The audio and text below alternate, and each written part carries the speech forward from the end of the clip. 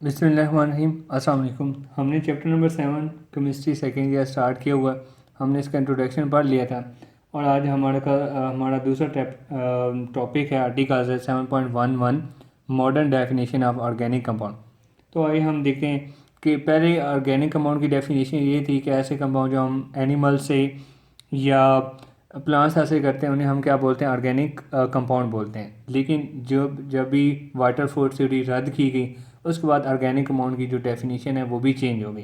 तो हम आइए देखते हैं ऑर्गेनिक कंपाउंड की मॉडर्न डेफिनेशन क्या है। तो ऐसे कंपाउंड्स, जैसा आपने इसे याद रखना है, कंपाउंड्स जिनके अंदर कार्बन और हाइड्रोजन, ये दो चीज़ें, कार्बन और हाइड्रोजन, ये एसेंशियल पार्ट्स हों, लाजमी हिस्सा हों, एसेंशियल पार्ट्स हों। ऐसे कंपाउंड जिसका कार्बन और हाइड्रोजन एसेंशियल पार्ट हों वो क्या कहलाते हैं, ऑर्गेनिक कंपाउंड्स कहलाते हैं। कार्बन और हाइड्रोजन का होना ऑर्गेनिक कंपाउंड के अंदर लाजमन है।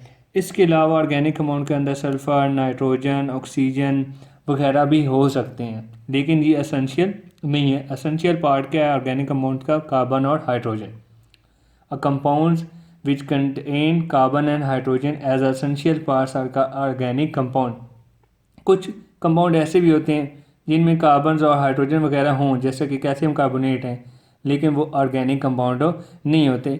ये इनका हिस्टोरिकल बैकग्राउंड, ये एक अलग टॉपिक आ जाएगा। तो जैसा आपने यहाँ पे करना है, ऑर्गेनिक कंपाउंड क्या होते हैं, वो कंपाउंड जिनके अंदर कार्बन और हाइड्रोजन एसेंशियल पार्ट्स हो, लाजमी हिस्सा हो, वो कंपाउंड्स क्या कहलाएंगे, ऑर्गेनिक कंपाउंड्स कहलाएंगे। और केमिस्ट्री की वो ब्रांच जिसके अंदर हम ऑर्गेनिक कंपाउंड्स की क्या करते हैं, स्टडी करते हैं, ऑर्गेनिक केमिस्ट्री कहलाती है। The branch of chemistry in which we study the organic compounds is called organic chemistry. तो ये बात यहाँ पे आपको समझ आ गई होगी। दोबारा देख लीजिएगा, क्या है वो कंपाउंड जिनके अंदर कार्बन, ये मॉडर्न डेफिनेशन है ऑर्गेनिक कंपाउंड्स की, कि compounds which contain carbon and hydrogen as essential parts are called organic compounds.